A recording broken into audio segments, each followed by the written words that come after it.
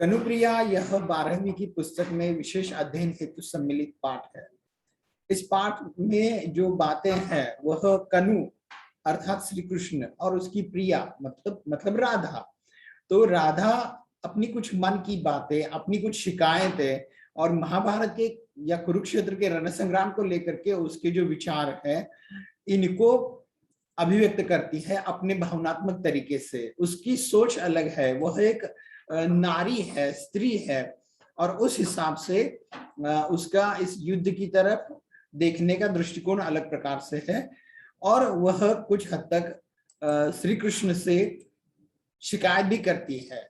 और वो शिकायत क्या है, तो वह यह सोचती है, जो उसकी शिकायत है, जो उसकी यहाँ धर्मवीर भारती जी द्वारा यहाँ बताई गई बातों में अभिव्यक्त हुआ है कि श्री कृष्ण के बारे में उसके मन में होने वाली जो शिकायतें हैं उनको वह अभिव्यक्त करती है। इसको, इस काव्य रचना को इस विधा के अंतर्गत गिना जाए, इसको लेकर के काफी विद्वानों में मतभेद है। जो पिछली तासिका में हमने आपके सामने इसको लेकर के भी बात की है। धर्मवीर भारती जी की यह कृति हिंदी साहित्य में एक मील का पत्थर बनी हुई है।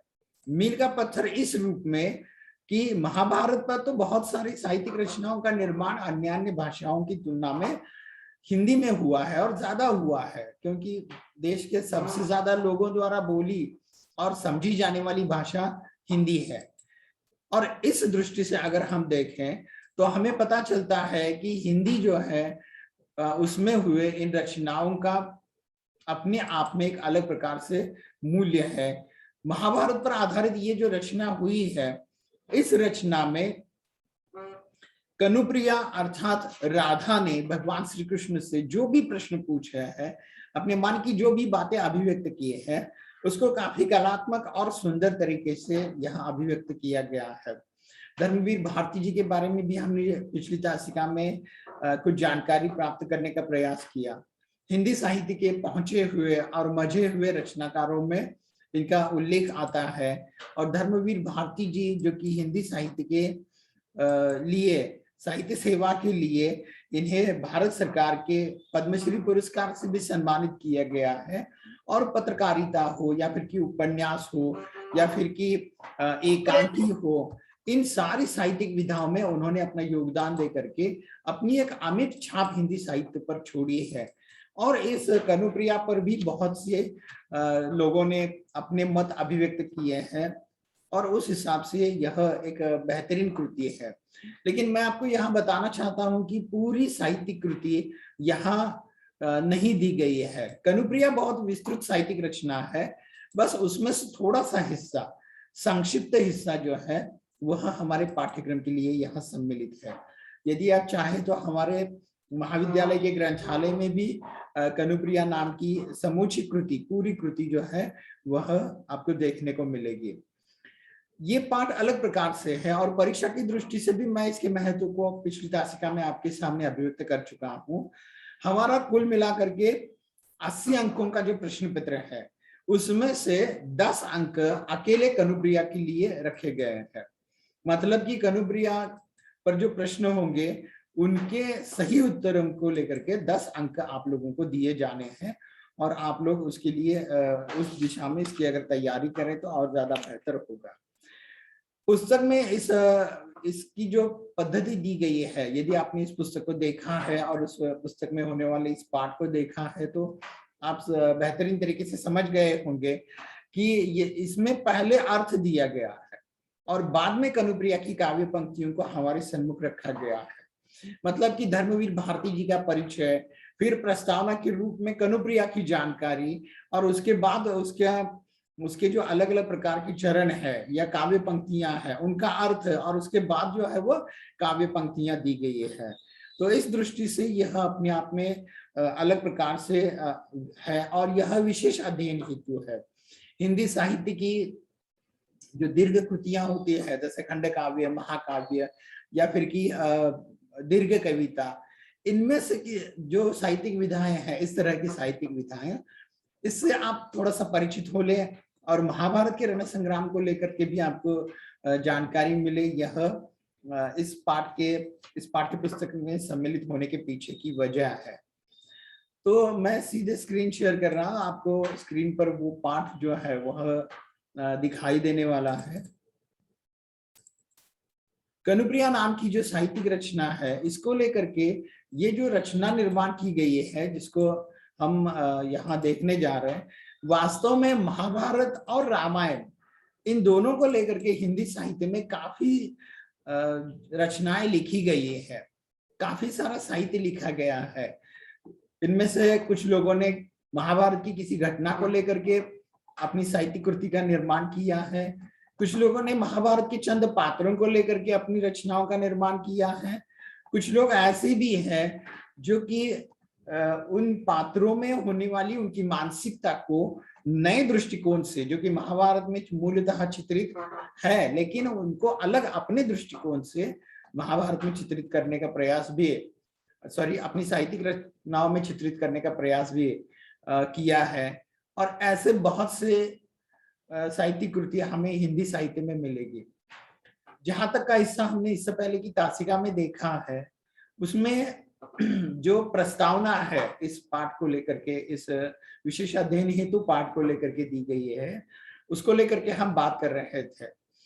ये जो पूरा पाठ है, ये जो पूरी रचना है, इसमें कहीं भी श्री कृष्ण प्रत्यक्ष रूप से हमारे सामने नहीं आते हैं। बस उनके बारे में जानकारी प्राप्त करने का एक ही माध्यम है, और वह है राधा अर्थात कनुप्रिया। कनुप्रिया अर्थात राधा कृष्ण के व्यवहार के बारे में बात करती है, उनकी सोच के बारे में, उनके महान होने के बारे में, लेकिन इन सब के पीछे उसका अपना जो दृष्टिकोण है, वह जिस रूप में हम भगवान श्री कृष्ण को जानते हैं उससे थोड़ा सा अलग है। वह भगवान कृष्ण की प्रेमिका है, मित्र है, और वह ब्रज से लेकर के कुरुक्षेत्र के रणसंग्राम तक का जो श्री कृष्ण का सफर रहा, उसमें वह एक सेतु, एक पुल के रूप में रही, और भगवान श्री कृष्ण के प्रति उनकी शिकायत है राधा की कि उसने कृष्ण ने सेतु के रूप में राधा का प्रयोग किया है। तो इस तरह की शिकायत राधा भगवान श्री कृष्ण से करती है। हालांकि ये जो कुरुक्षेत्र का युद्ध हुआ, वो क्यों हुआ, वो धर्म अधर्म का युद्ध रहा, वो पारिवारिक संघर्ष का परिणाम रहा, या फिर कि उसमें बहुत से लोगों को, बेगुनाह लोगों को और सैनिकों को अपाहिज होना पड़ा, बहुत से मारे गए, और इतना बड़ा रणसंग्राम हुआ, तो ये क्या ये जरूरी था? इस तरह का प्रश्न भी राधा भगवान श्री कृष्ण से पूछती है, और उसमें उसके मन में निर्माण होने वाले इस कुतूहल, इस जिज्ञासा के बारे में वह कृष्ण से कुछ बातों को लेकर के जो उनको उपालंब देती है, उनको शिकायत करती है। राधा को इस बात का भी दुख है कि कृष्ण उसको छोड़ करके चले गए। तो यह जो मन की सरलता है, मन की जो उसकी संवेदनशीलता है, उसके मन की जो कसक है, इसको भी बहुत ही अच्छे तरीके से यहाँ अभिव्यक्त किया गया है। और इस रूप में भी यह काव्य अपने आप में श्रेष्ठ कोटि का है। जहां तक का हिस्सा हमने देखा है, उससे आगे आप देख सकते हैं पन्ना नंबर 70 पर हम पहुंचे हुए हैं। इससे आगे कनुप्रिया भी महाभारत युद्ध की उसी समस्या तक पहुंचती है जहां दूसरे पात्र भी है, परंतु उस समस्या तक अपने भाव स्तर तथा तन्मयता के क्षणों द्वारा पहुंचती है। यह सब उसके अनजाने में होता है, क्योंकि कनुप्रिया की मूल प्रवृत्ति संशय अथवा जिज्ञासा की नहीं है, अपितु भावोत्कट तन्मयता है। राधा कृष्ण से महाभारत युद्ध को लेकर के कई प्रश्न पूछती है। महाभारत युद्ध में हुई जय पराजय, कृष्ण की भूमिका, युद्ध का उद्देश्य, युद्ध की भयानकता, प्रचंड संहार आदि बातों से संबंधित राधा का कृष्ण से हुआ संवाद यहाँ उद्घृत हुआ है। यानी कुल मिलाकर, जैसा कि मैंने कुछ समय पहले आपसे कहा कि यहाँ राधा अपने तरीके से भगवान श्री कृष्ण से जो है वह कुछ प्रश्न पूछती है, लेकिन उसके पीछे उसकी भावोत्कटता है, माने उसकी एक मानसिक स्थिति है जिसमें जाकर के वह पूछती है। उसके पीछे उसकी जिज्ञासा नहीं है, उसके पीछे वह युद्ध हुआ है, होना ही चाहिए था या नहीं होना चाहिए था, उसमें कृष्ण की भूमिका क्या रही, इसको लेकर के उसके मन में कोई शक नहीं है। बस वह सहज सरल भावनात्मक तरीके से भी कुछ प्रश्न भगवान श्री कृष्ण से पूछती है। उसकी जो मन की कसक है, मन की जो वेदना है, उस वेदना में वो तन्मय है, एकाग्र है, और इस हिसाब से उसका अपने आप में जो है वह कृष्ण से प्रश्न पूछे जाना है। सीधे हम इन काव्य पंक्तियों को देखेंगे। यहाँ इसका अर्थ अभिव्यक्त किया गया है, जिसका विस्तार से विवेचन में काव्य पंक्तियों के साथ करने ही वाला हूँ। अब सीधे इसमें जो अलग अलग प्रकार के जो काव्य पंक्तियों के अलग अलग खंड किए गए हैं, उन खंडों को हम लोग देखेंगे, जिसमें से पहला खंड है सेतुमय। सेतुमय माने राधा अपने आप को सेतु समझती है, या फिर कि वो ये ऐसा मानती है कि भगवान कृष्ण ने सेतु माने आप जानते हैं ब्रिज या पुल, इस रूप में भगवान श्री कृष्ण ने उसका प्रयोग किया, ऐसा वह सोचती है। और यही बात वह भगवान कृष्ण से भी कहती है। काव्य पंक्तियां कुछ इस प्रकार से है। नीचे की घाटी से ऊपर के शिखर पर जिसको जाना था वह चला गया, हाय मुझी पर पग रख, मेरी बाहों से इतिहास तुम्हें ले गया। सुनो कनु सुनो, क्या मैं सिर्फ एक सेतु थी तुम्हारे लिए, लीला भूमि और युद्ध क्षेत्र के अलाघ्य अंतराल में। अब इन सूने शिखरों, मृत्यु घाटियों में बने सोने के पतले गुत्थे तारों वाले पुल सा, निर्जन निरर्थक कांपता सा यहां छूट गया मेरा यह सेतु जिस्म, जिसको जाना था वह चला गया। ये हिस्सा हम लोग देखने वाले हैं। राधा को भगवान कृष्ण के प्रति शिकायत है। माने हम लोग जितना जानते हैं उससे ये तो समझते हैं कि भगवान श्री कृष्ण जो है वो बचपन से नटखट थे, बचपन से वो गायों को चराने के लिए ले जाया करते थे, या कि ब्रज भूमि पर आने वाले हर एक संकट के लिए वह संरक्षक के रूप में, या उनके लिए एक देवदूत के रूप में, या भगवान के रूप में ब्रजवासियों की रक्षा के लिए वह हमेशा तैयार रहते थे। इंद्र भगवान के प्रकोप से ब्रजवासियों को बचाने के लिए उन्होंने गोवर्धन पर्वत को अपनी उंगली पर धारण कर लिया था, जिसके कारण उनका नाम गिरिधर पड़ गया था। वे गायों को चराने के लिए ले जाते थे, और उन्हीं के कारण पूरे ब्रज भूमि में, पूरे मथुरा में जो है वह आनंद का माहौल था।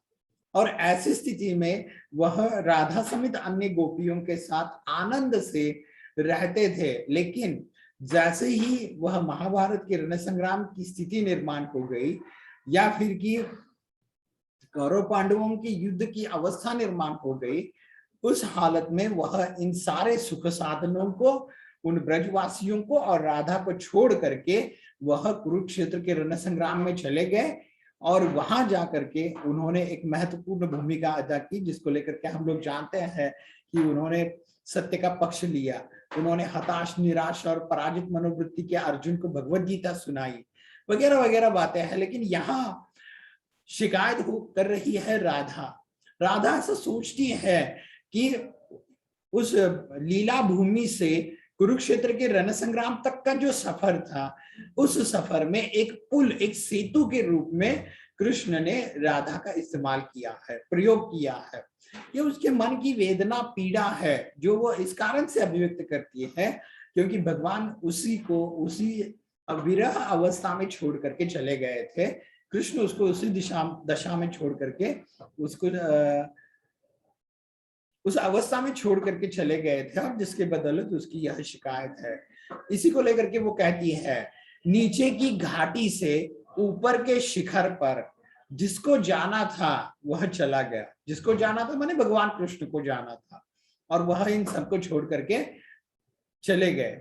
लेकिन ये नीचे की घाटी माने सामान्य मनुष्य से लेकर के एक थोर इतिहास नायक तक या युग पुरुष तक का जो भगवान कृष्ण का सफर रहा, इस सफर में वो राधा का पुल या सेतु की तरह इस्तेमाल कर चुके हैं, ऐसा राधा सोचती है। और यही बात उसने आगे कही है, जिसको जाना था वह चला गया, हाय मुझी पर पग रख, पग माने कदम या पाव, मेरी बाहों से इतिहास तुम्हें ले गया। यानी मुझ पर ही कदम रख करके मुझसे ही यह इतिहास तुम्हें ले गया। तुम्हें माने भगवान कृष्ण को वह लेकर चला गया। कहने का तात्पर्य यह है, कहने का मतलब यह है कि राधा भगवान कृष्ण से शिकायत कर रही है कि सुख सुविधा पूर्ण और उसका भावनात्मक और उसका जो संपन्न जीवन था उसको त्याग करके, उसको उसी अवस्था में छोड़ करके तुम चले गए और इतिहास में मुझ पर ही कदम रख करके मुझे ही रौंदते हुए मेरी ही बाहों से भगवान कृष्ण को इतिहास लेकर के चला गया। इतिहास माने हालात, मजबूरियां या परिस्थितियां मुझसे तुम्हें अलग करके ले गई। लेकिन उसकी शिकायत इतिहास के प्रति नहीं है, राधा की शिकायत कृष्ण के प्रति है। आगे वह कहती है, सुनो कनु सुनो, कनु माने कन्हैया, सुनो कनु सुनो, क्या मैं सिर्फ एक सेतु थी तुम्हारे लिए, लीला भूमि और युद्ध क्षेत्र के अलाग्य अंतराल में। यानी ये जो तय न कर, आसानी से तय न कर सकने वाली ये जो दूरी है, कौन सी दूरी, लीला भूमि, लीला माने वो रास लीला भूमि, या फिर कि वो ऐसी भूमि जो आनंद और सुख की जिंदगी जीवन करती रही, यानी ब्रज की भूमि, ब्रज की भूमि से आनंदमय सुखमय जीवन की उस परिस्थिति से निकल करके वह भयंकर कुरुक्षेत्र के रण संग्राम तक का जो युद्ध क्षेत्र है, वहां तक का जो जंग का मैदान है, इस बीच की जो अलाग्य अंतराल अर्थात दूरी थी, इसके लिए या उसको तय करने के लिए क्या मेरी दृष्टि से तुम्हारा महत्व बस एक पुल की समान है, एक सेतु की तरह तुमने मुझे इस्तेमाल किया है। इस तरह की बात शिकायत वो करती है। आगे कहा है, अब उन सूने शिखरों मृत्यु घाटियों में बने सोने के पतले गुथे तारों वाले पुल सा निर्जन निरर्थक कांपता सा यहां छूट गया मेरा यह सेतु जिस्म, जिसको जाना था वह चला गया। माने राधा कौन सी शिकायत कर रही है, राधा एक तो भगवान कृष्ण से बात करती है इस कनुप्रिया में, दूसरी तरफ वो अपने ही अचेतन मन से जो है वह बात करती है। कुछ बातें अपने आप से करती है और कुछ बातें वो भगवान कृष्ण के प्रति शिकायत के रूप में करती है। वो ऐसा सोचती है कि लीला भूमि से निकल करके एक महान युग पुरुष या युग प्रवर्तक के रूप में का जो बीच का सफर रहा, उस सफर में कृष्ण ने उसको एक पुल की तरह प्रयोग किया। वह ऐसा सोचती है कि उसको जाना था, माने यहां से निकल करके भगवान कृष्ण को उस रण संग्राम के मैदान तक जो जाना था वो तो चला गया, और इस अवस्था में पीछे छोड़ गया है राधा को। वह अब ये सूने शिखरों और मृत्यु घाटियों में बने सोने के पतले तारों वाले गुथे पतले तारों वाला ये निर्जन निरर्थक और कांपता हुआ ये राधा का जो जिस्म है वह इस तरह से जो है वो बदहवास या बेहाल हुआ है। माने विरह की दशा में छोड़ करके अब राधा को किसी भी बात में अभिरुचि नहीं है, वह विरह में व्याकुल है। वह ऐसा सोचती है कि भगवान कृष्ण ने उसके साथ जो है वह इस तरह से एक प्रकार से अन्याय ही किया, उसको सुखी संपन्न जीवन का सपना दिखा करके उसको आने वाले सुनहरे सपनों को की याद दिला करके या इस तरह का चित्र सामने खड़ा करके उसको भावनात्मक रूप से उलझा करके वह उसी अवस्था में उसको छोड़ करके युद्ध क्षेत्र के लिए चला गया, और पीछे वो रह गया वो सेतु अर्थात वो राधा, उसका शरीर, जिस माने शरीर कैसी अवस्था में, तो सूने शिखरों और मृत्यु घाटियों में बने, यानी इस विरह की दशा में तड़पते हुए विरह की अवस्था में इस तरह से जो है वह निर्जन, निर्जन माने एकदम से अकेला, और निरर्थक माने जिसका कोई अर्थ नहीं, ऐसे अपने आप की जिंदगी को वह बेहाल समझती है। और उस कृष्ण की विरह दशा में व्याकुल और अकेली छूटी पड़ी एक सेतु के समान यह राधा यहाँ उसके विरह में व्याकुल होकर के तड़प रही है। माने जैसा हम लोग जानते हैं कि कोई पुल होता है तो उस पुल पर से लोग गुजर करके अपनी मंजिल तक पहुंच तो जाते हैं, लेकिन पुल को पीछे छोड़ जाते हैं, पुल को कोई अपने साथ लेकर के नहीं जाता है। वैसे ही इस सूने घाटियों में या सूने शिखरों में यह बंधा हुआ पुल अर्थात राधा का जो शरीर है, स्वयं राधा है, वह एकदम से निर्जन निरर्थक और कांपती हुई सी पीछे छूट गई है। कृष्ण तो उसको पुल की तरह प्रयोग करके वह उस युद्ध भूमि या महानायक के मकाम तक पहुंच तो गए, लेकिन उसने राधा को जो है वह यहाँ पीछे छोड़ दिया, उसको अकेला छोड़ दिया। और यही शिकायत राधा कृष्ण से कहती है और उन पर आरोप लगाती है कि तुमने मुझे एक सेतु की तरह, एक पुल की तरह जो है वह प्रयोग किया और इस लीला भूमि को छोड़ करके तुम मुझे अकेला ही छोड़ करके, विरह में तड़पता हुआ छोड़ करके तुम यहाँ से चले गए, ये अच्छी बात नहीं है। इस तरह की शिकायत राधा भगवान श्री कृष्ण से करती हुई यहाँ दिखाई देती है। इससे आगे दूसरा खंड है, इसमें अमंगल छाया। अमंगल छाया के अंतर्गत कहा गया है कि जो काव्य पंक्तियां वो मैं आपके सामने प्रस्तुत कर रहा हूं। घाट से आते हुए कदम्ब के नीचे खड़े कनु को ध्यानमग्न देवता समझ प्रणाम करने जिस राह से तू लौटती थी बावरी, आज उस राह से न लौट।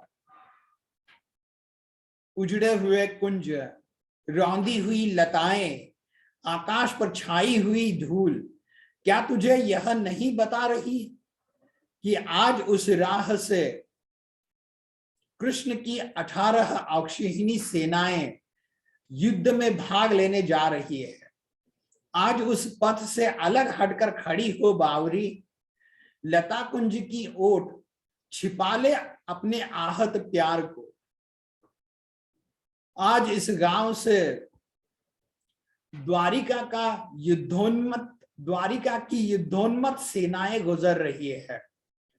मान लिया कि तू कनु तेरा सर्वाधिक अपना है, मान लिया कि तू उसके रोम रोम से परिचित है, मान लिया कि ये अगणित सैनिक एक एक उसके हैं, पर जान रख कि वे तुझे बिल्कुल नहीं जानते।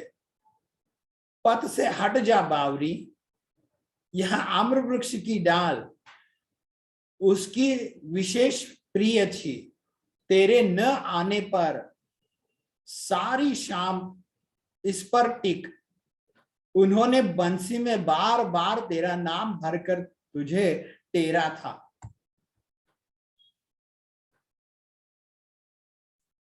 आज वह आम की डाल सदा सदा के लिए काट दी जाएगी।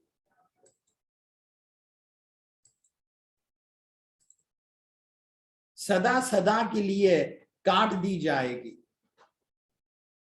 क्योंकि कृष्ण के सेनापतियों के वायु वेगगामी रथों की गगनचुंबी ध्वजाओं में यह नीची डाल अटकती है और यह पथ के किनारे खड़ा छायादार पावन अशोक वृक्ष आज खंड खंड हो जाएगा तो क्या?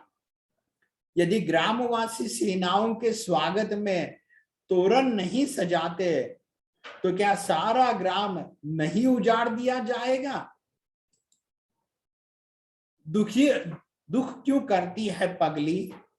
क्या हुआ जो कनु के ये वर्तमान अपने तेरे उन तन्मय क्षणों की कथा से अनभिज्ञ है? उदास क्यों होती है ना समझ कि इस भीड़ भाड़ में तू और तेरा प्यार नितांत अपरिचित छूट गए हैं। गर्व कर बावरी, कौन है जिसके महान प्रिय की 18 अक्षौहिणी सेनाएं हो। यहां तक का एक लंबा चौड़ा हिस्सा मैंने जानबूझकर आपके सामने प्रस्तुत किया ताकि आपको कुल मिलाकर इस खंड की या इन काव्य पंक्तियों का जो एक संकलित अर्थ है उसकी कुछ हद तक समझ हो जाए। यहाँ जो बात हो रही है, इससे पहले हमने जो बात देखी, जो कि इस कनुप्रिया का हिस्सा देखा जितना थोड़ा सा, उससे ये भिन्न है। पहले हिस्से में मैं सेतु या सेतु में इस रूप में भगवान श्री कृष्ण से राधा शिकायत करती है, खुले पैमाने पर वह उन पर ऐसा आरोप लगाती है कि कृष्ण ने उनका सेतु की रूप में प्रयोग किया, इस्तेमाल किया। लेकिन यहाँ अमंगल छाया के रूप में जो हिस्सा हमारे सामने दिया गया है, उसमें राधा अपने आप से बात कर रही है, अपने मन से बात कर रही है, अपने चेतन और अचेतन मन की जो बातें हैं उनको यहाँ अभिव्यक्त कर रही है। क्या कहा गया है?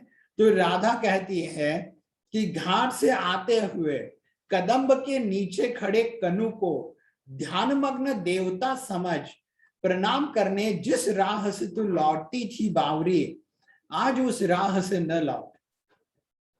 माने घाट, ये जो नदी है यमुना नदी, उस यमुना नदी के घाट से गुजरते हुए,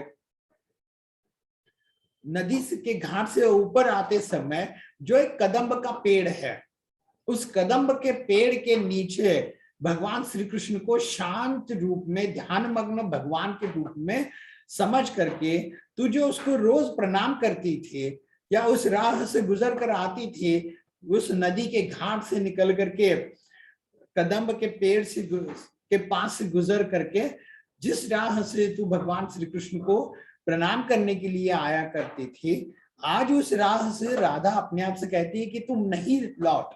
बावरी माने पागल या नादान, नादान आज तो उस राह से बिल्कुल मत लौट। क्यों? ये भी बात, इस प्रश्न का उत्तर भी इससे आगे दिया है।